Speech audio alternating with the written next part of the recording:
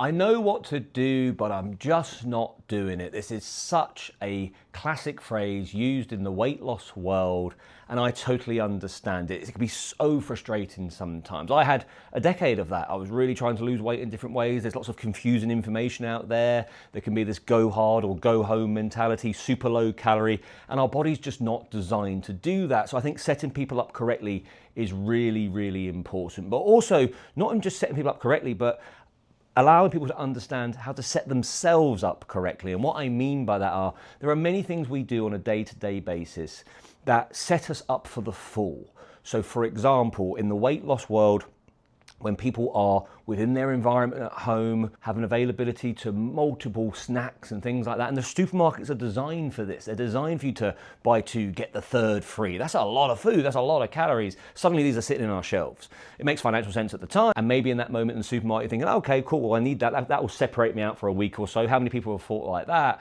And suddenly we're overindulging, we're binging, and this really does not complement bariatric surgery very well. No one's saying that you can't have a snack here and there, but setting ourselves up for the win is really key. Because if you're coming home stressed out, tired, maybe a little bit bored of the evening, mentally fatigued from work, and there's this availability of highly calorie dense, highly palatable food groups, it's pretty common that we are going to bow into that. So in this series, over the next 5 YouTube videos, I'm going to call this I Know What to Do, but I'm Not Just Doing It, and give you some tips around how to make it better. And the first one today is around having a shopping list, having a plan and a structure to how we bring food into our environment. Let's think about it. Tracking calories. I'm a massive advocate of tracking calories. I think there's a lot of benefits to tracking calories in the sense of on knowledge, of understanding, not the way it's been taught in the past of just trying to create as much restriction as possible, 800 calorie diets, etc., but understanding the nuances towards our habits, understanding portion sizes.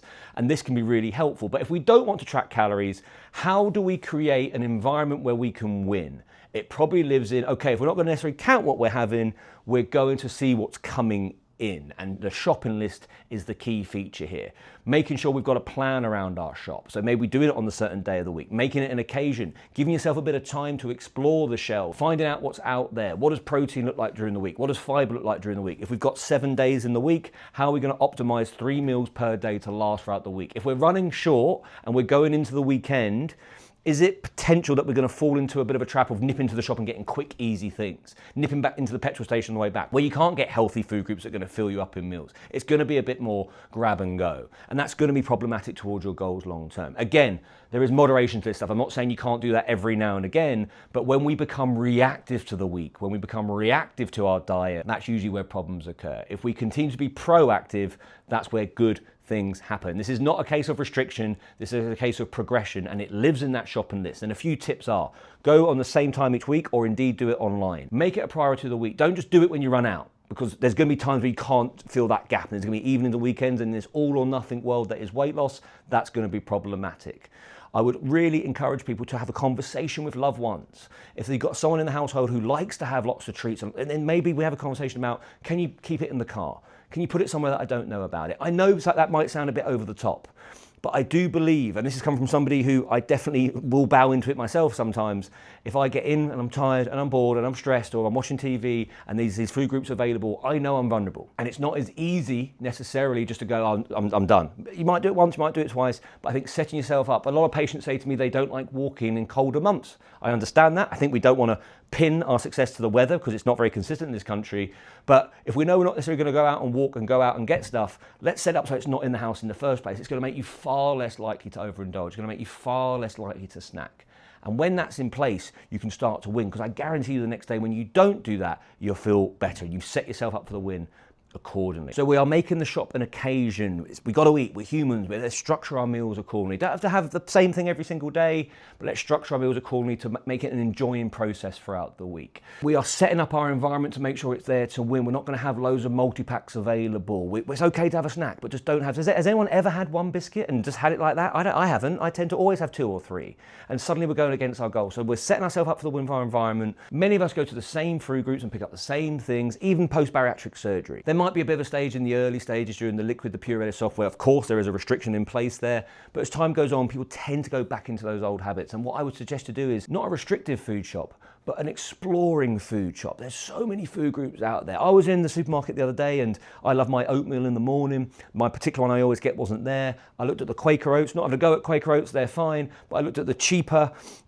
supermarket alternative, which was higher in fiber, lower calorie, lower sugar. Bought that, so it was cheaper, it was better for me, and it tastes just fine. Of course, that's a better option, and that was just from me picking up another packet. If you're just in autopilot of all the same foods all the time, there was a study done with Heinz baked beans. Many people just buy Heinz baked beans. They in the supermarket, a tin of baked beans that was, and the advertising was, this is healthier, this is cheaper, and this is tastier. And over 90% still picked up the Heinz because we don't trust that new thing. And look, I get that and I understand that we're very set in our ways, but we want to lean into that a little bit. We want to explore new food groups post-op. This is a new way of eating for us. It's an expansive way of eating. This is not a big perk of bariatric surgery. It's not like any food is off limit. That's a good thing. You wouldn't want it to be that way. But because of it's this way, we want to lean into that balance, understand it, have progressive habits in place, such as making sure we're hitting our optimal protein, making sure we're getting fiber, colourful plates, prioritising meals specifically throughout the day. And when you start to do that, and you've got to do it long enough, and there's different opinions on this. Some people say 66 days, some people say a couple of days. I don't know what the right amount of time is, but I'm going to base it on the circadian rhythm. And the holy month of Ramadan that Muslims partake in, if you speak to anyone who partakes in a fast like that, they say the second week it adapts, it gets a lot easier because the rhythm of the day changes, your body gets used to it. So I'm going to go by that data. I'm not saying you have to partake in that, but what I'm saying is if we can start to change the rhythm of our day with prioritizing meals throughout the day, and that lives in the food shop, it lives in the shopping list to make sure we've got a plan and a structure to fuel ourselves throughout the week. Again, we are humans, we need to do this. If we don't do this, we're just going to be reactive. We're just going to pick up things on the go, and it's not going to suit our goals. And suddenly we're wondering, I know what to do, but I'm not just doing it. Those things put into practice, a plan, a structure. I'm not saying these are sexy words, but what I'm saying is they are effective words. And by putting that into your, and you might think, I'm already doing that, Harry, and I still go off piste. Well, then I was to say to yourself, are you going too hard too soon? Are you trying to get results too quickly? Are we buying into monthly, quarterly, yearly data? I'm not sure how old you are as a watcher of this, but hopefully you're on this earth for a very long time. If we can just put this into practice for a couple of weeks, I think you'll like what you see.